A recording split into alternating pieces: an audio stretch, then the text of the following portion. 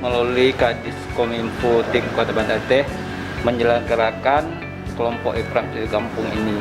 Kita memberikan pencerahan, masukan, karena mereka adalah satu mitra yang strategis bagi kita, di mana mereka bisa melakukan sesuatu yang positif dalam hal menyebarkan segala informasi pembangunan, baik secara nasional maupun kampung itu sendiri.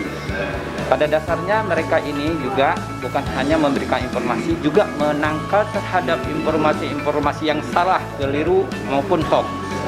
Oleh karena itu, mereka adalah kelompok informasi kampung, adalah mitra strategis bagi pemerintah daerah. Oleh karena itu, kami memandang dan sangat kami pandang ini perlu kita kuatkan.